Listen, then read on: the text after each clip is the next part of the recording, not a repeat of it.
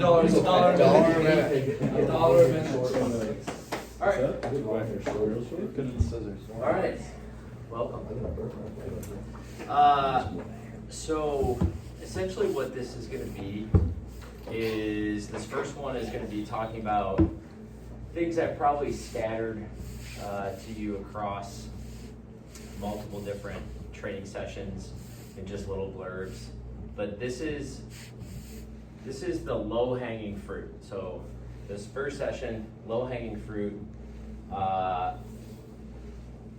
it's tiered to be anywhere between like entry level amount of effort and dollars spent to get a return on performance, all the way to this category will still have, as far deep as you want to take, mostly the supplementation piece would be dollars spent if you want to go deep down that road. The first thing we're going to talk about here is removing deficiencies, which is essentially a lack of or an inadequacy of the appropriate amount of nutrients that your body needs in order to do all the functions that it can at the appropriate level.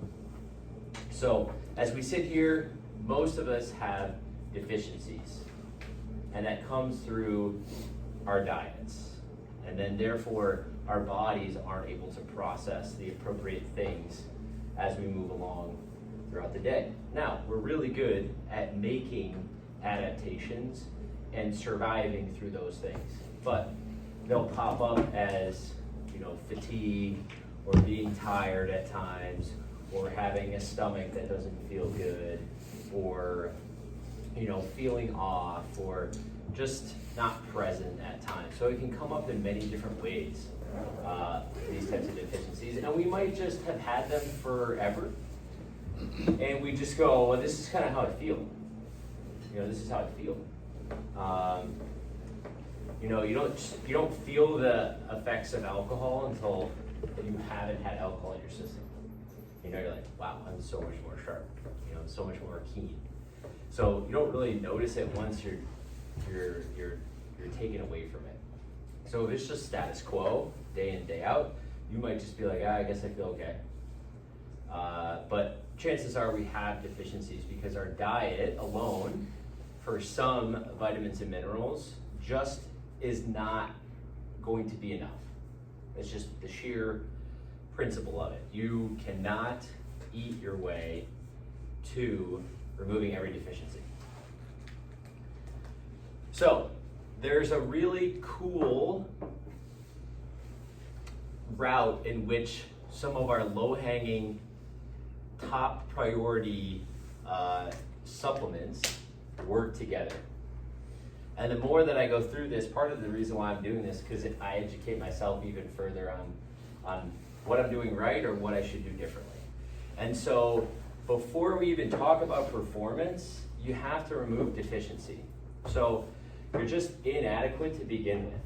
So without even talking about how do we improve performance, you just need to operate at a higher level as a human being. And then in turn, that should help you as an athlete, right? So we talk about the weight room is trying to have you express your hockey talent better on the ice. So the same thing goes here. You have to take care of the things that your body just has to do on a daily functioning level before you can say, yeah, I'm doing everything I can be doing to be elite on the ice. All right? So we're trying to remove deficiencies, first and foremost. Remove deficiencies. So I can say that we're an indoor sport. We don't get sunlight. Vitamin D is number one with many different processes that take place in our body. And when we utilize vitamin D in our body, it's a pro-hormone.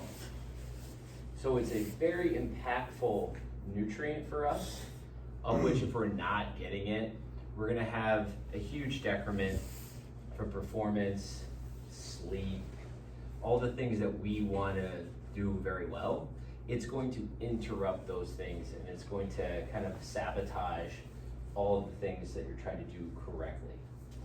That being said, vitamin D can be adequate, but if you do not have optimal magnesium intake, magnesium is needed in order for vitamin D to do its work. All right, so, and I didn't really know much about that until like maybe the last 3 months about the magnesium component. And then on top of it, when I talk about performance, I'm talking about how are we going to, so we remove deficiencies, but also what are we thinking about from a health standpoint, longevity-wise? It's harder to convince you guys that health is important in 30, 40, 50, 60, 70 years. But we want to start thinking about these things now versus just showing up at 50 and now, or at 40 and now you're in the doctor's office and they're like, yeah, you need to take like high blood pressure medication. And you're like, okay.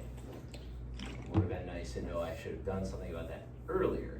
So I'm not saying anything here. Also, like, I'm not a doctor, so I can't technically prescribe any doses or volumes or amounts of anything, but I'm going to talk to you about what I read from a research standpoint on what is kind of the mainstream quantities that are typically taken. All right.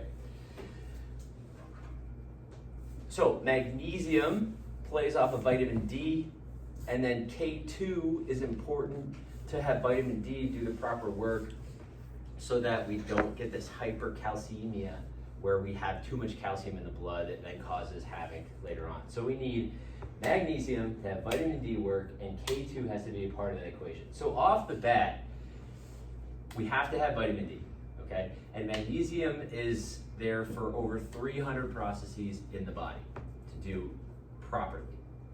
300. Right now as you sit here, there's just tons of stuff going on in your body. Your body goes, well, do we have enough of that or not? So it's either going to do it to the proper level or it's not. So it's either doing things because it has the resources to do it, or it's just can't keep up. All right? So supply and demand a little bit. So that being said, so some of the things that that I found pretty interesting: 100 milligram loss in intake of magnesium was shown to have this like pancreatic cancer increase of 20% per 100 milligrams in someone in a low or in a magnesium deficient individual. We typically want to take somewhere between 350 to 400 milligrams. Has been shown to have this decrease by 50% of cancer, which is huge, and a 40% all-cause mortality. That means if you take magnesium, you are technically less likely to get hit by a bus. All-cause mortalities, everything. Everything underneath the sun of how you die, 40%. Yes, you heard it here first. It repairs DNA, which is like once DNA starts doing the wrong thing, it's going to start replicating the wrong thing. This is how we have cancer form. And then just normal cell function. It's like whatever our cells should be doing. If we're trying to produce muscle tissue cells, like it's aiding in helping those tissues work properly and form properly. Vitamin D, I would say that most likely we're looking at 2 to 5,000 IUs paired with K2. But we do blood work. We're going to get into that and talk to Payam about how we can try to get blood work done if we feel like we're deficient and how we get it covered. But this 40 to 60 nanograms per milliliter is essentially what we're looking to have in blood work. So for example, I take 6,000 IUs of vitamin D, and I have 52 nanograms per milliliter for me. So I just had that blood work done. Let's see here.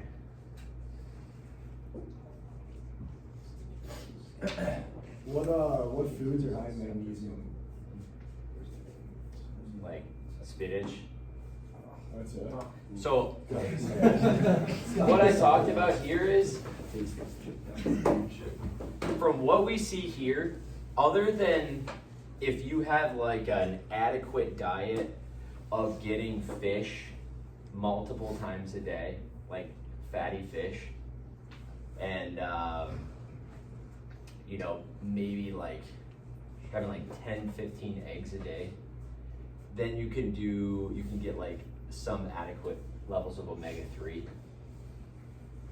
But this list here is just straight up saying like, you pretty much need to supplement with this, otherwise you're not going to have an adequate amount. You'd have to have a premium tiered diet full of fruits and vegetables, 12 to 13 servings a day, in order to hit what you need to hit. That being said, again, vitamin D, you're not gonna get it. You're not gonna be able to get the appropriate amount through dietary intake. From everything that I've read, you're just not gonna be able to get the proper blood levels of vitamin D to do all the processes in your body through normal food ingestion. So fish oil, 2 grams a day is like the sweet secret spot for getting the appropriate healthy omega-3 fatty acids on a daily basis. So we're talking about inflammation reduction. So that's after training, after skating. We're trying to reasonably buffer inflammation that would be too aggressive. Inflammation is acute. It happens no matter what when we break down muscle tissue, when we put demand on our body. We want it to be there, but we just don't want it to linger for a long time, right? So I talk about no cold tubbing right after a training session, after a lifting session, because we want that inflammation to be there for a little bit. But we only want it there for like an hour or two, and then we want it to kind of start subsiding. We want the response, that alert and that panic response from the body, and then we want it to chill out. We want to start recovery. We need it in order to have the body start doing work. Then we need to shut it down for it to actually start taking place. So fish oil with 2 grams. So you look at what the fish oil intake is, whatever you're taking, and then you'd be trying to take 2 grams between EPA and DHA combined. Don't worry too much about what they are, but EPA and DHA, 2 grams total combined, okay? Creatine, 10 grams a day is now the new. So 5 that goes to soft tissue, and then the other 5 that goes to your brain. So if you want to be elite in the classroom and in the weight room, 10 grams, straight up. You have bad sleep, 25 grams. 25 grams. Don't be taking, don't ruin your sleep schedule and just take 25 grams every day. It's not going to work. But there's been a study that showed cognitive decrement of, reaction time, speed, recall, things like that, have been minimized or fully eradicated by taking 25 grams in the morning after having poor sleep. So you gotta play a hockey game, you gotta study for a test, you gotta just be sharp cognitively. Oh, you're all right. You would take 25 grams. Yeah. When do you recommend taking creatine? Like what part of the day? I wouldn't worry about it too much, just as long as you get it. I think the easiest is right after a training session. So Monday, Wednesdays, you do right after the training session. But if you just take all your supplements at once, I would take it with food. You can just take it all at once at some point. You can take it after a skate, before a skate. Just make sure it doesn't upset your stomach. Yeah, no important time there. Magnesium timing would be maybe at night if you had any type of timing. Other than that, I would just take everything easy right in the morning with food. But some studies have shown that magnesium helps with sleep and quality of sleep. So timing on what that wise could be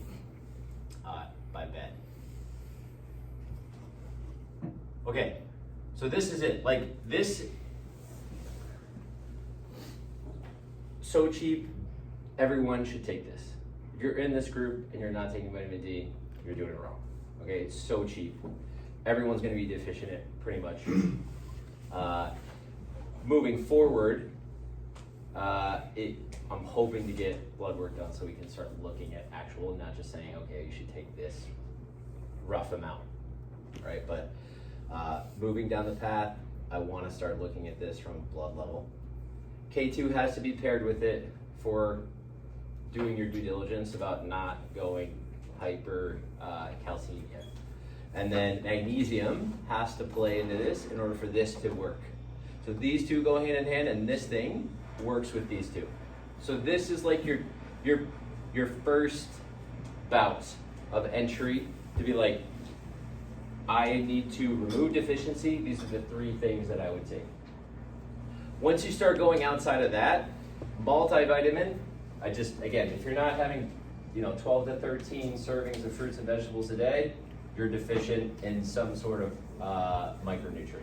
So you should most likely take a multivitamin to kind of fill in the gaps, as we would say.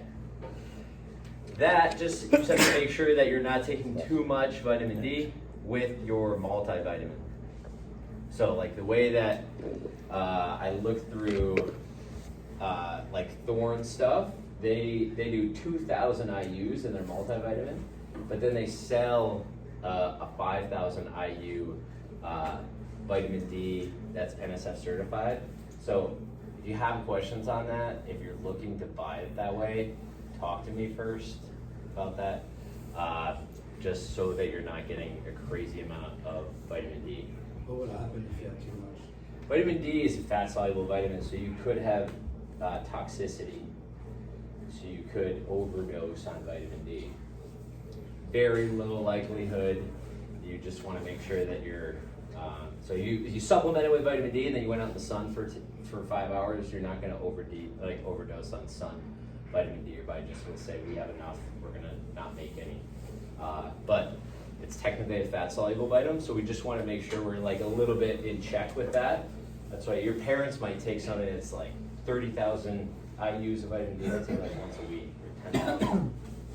It's because it can last for a long time. Do you say majority of this stuff you can buy like at Walmart and stuff? You think you have to order majority of it? So NSF certified supplements are the only thing that we should most likely be taking, because you could technically have banned substances in it. Doesn't mean that it's not, that you buy something at Walmart, it doesn't have a banned substance in it. It's just that we don't know. So the NSF certified stuff is tested regularly to make sure that you don't have anything that could be a banned substance in it. That also being said, personally, I'm starting to buy more NSF certified stuff, especially Consumer Reports just came out with a bunch of stuff regarding protein and having lead in it. And we found that the NSF certified proteins have a less likelihood of having lead in it, or no lead contaminant at all. So I've kind of changed up the way that I'm buying supplements as well, just because I feel like the more regulation on some of that stuff, the better. And we're talking about doing things at the high level, that is where I would aim. Does that make sense? Okay. What I don't want you guys to do is just go out and just start buying random crap. Like I would be like, hey, this is what I think I'm gonna do. This is what I should do. Okay? Make sense?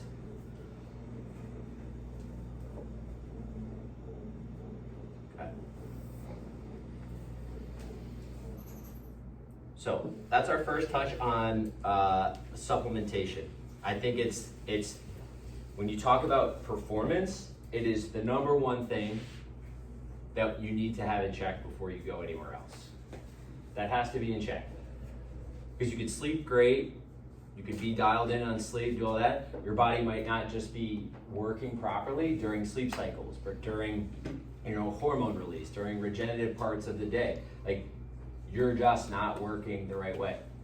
It's like you got a sports car you're putting 87 octane in it, and you're garaging it every night, and it's a heated garage, and it's like solid, but it's not getting the appropriate fuel. Like it's gonna run like crap, but it's being taken care of. So, might look all well and good, like you got everything all buttoned up, but we're neglecting something that cannot be neglected, because at the end of it doesn't matter how nice of a condition that the car lives in, it's not going to run very well once it's out on the road. Does that analogy make sense a little bit? Yeah.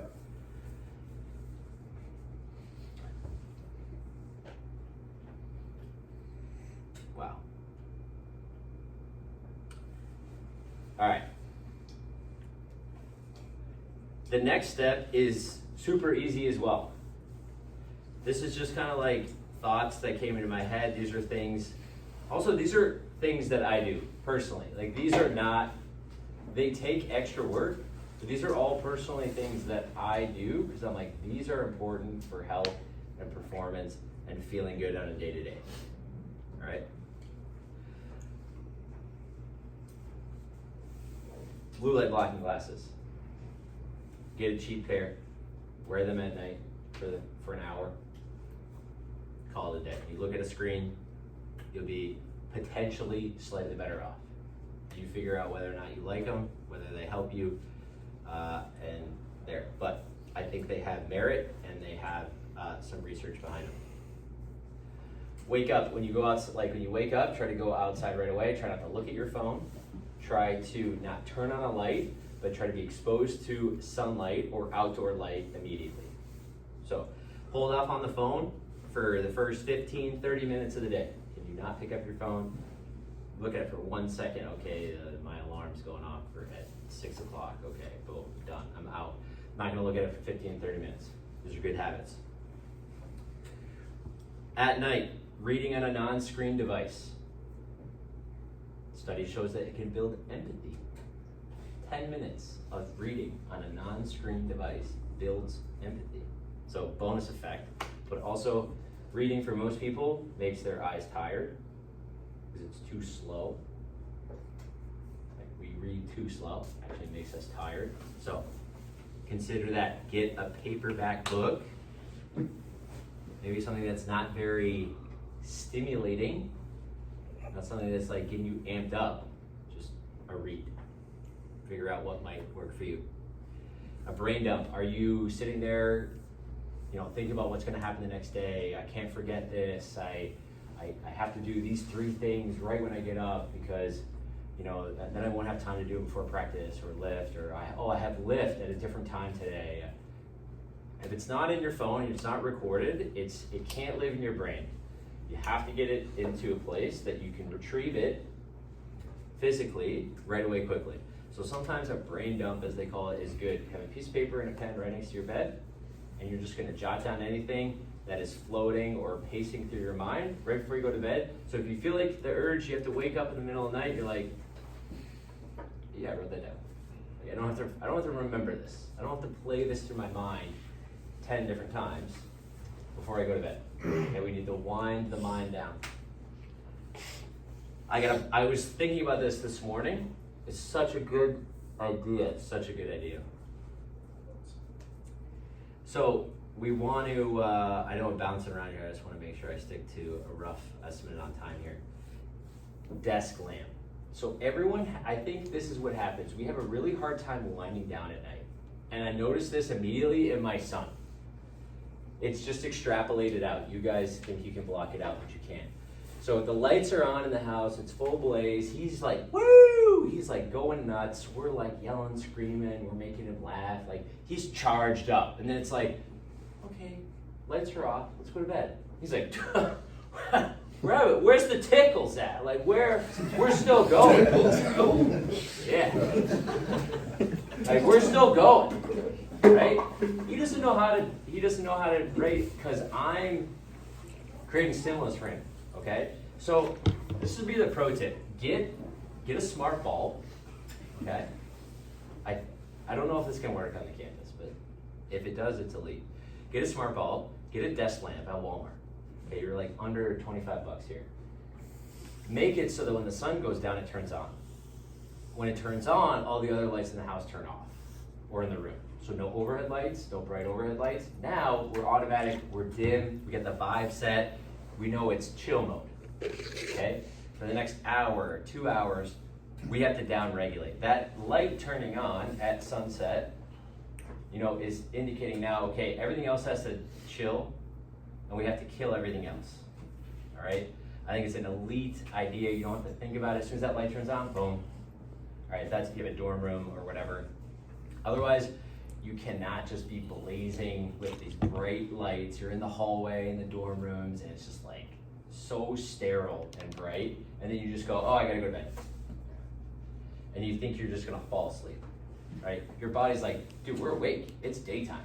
It's like full on daytime. How bright are those lights in some of the dorm rooms?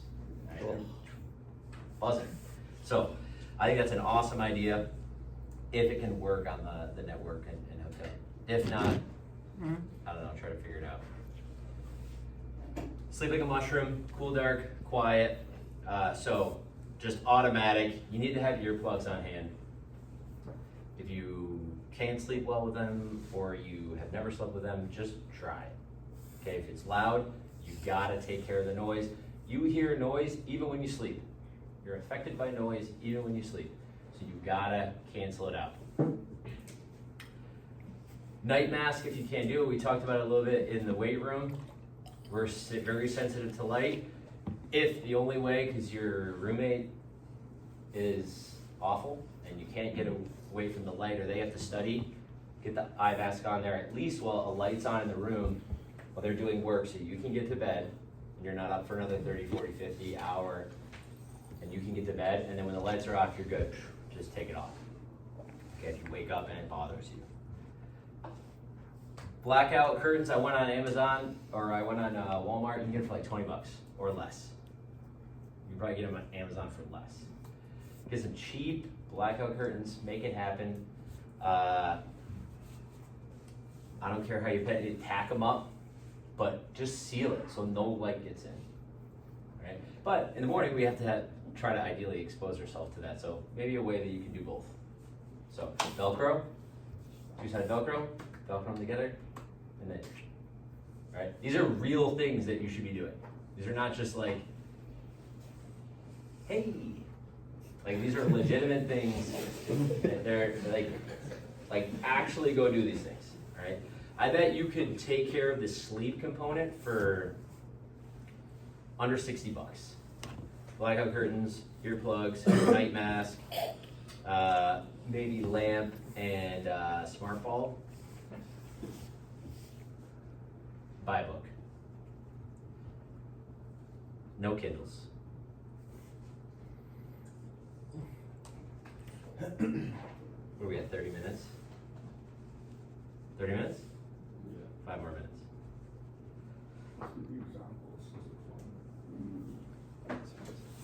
All right.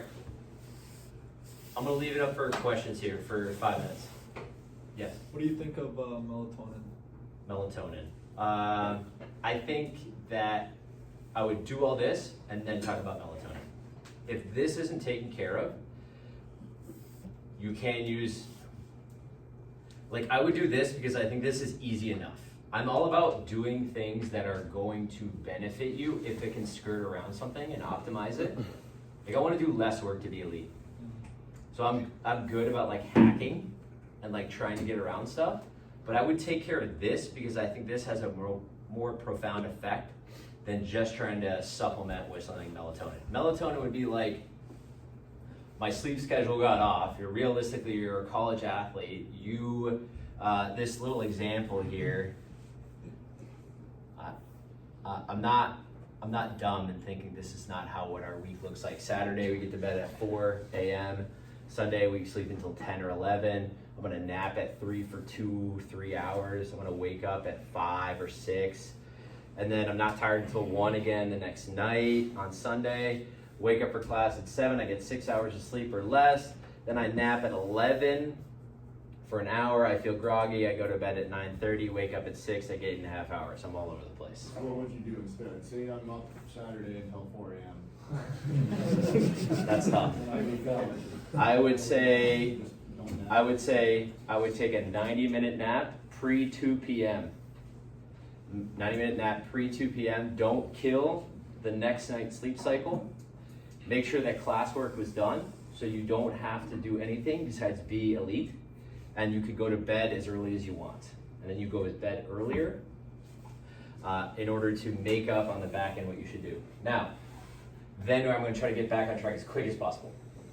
That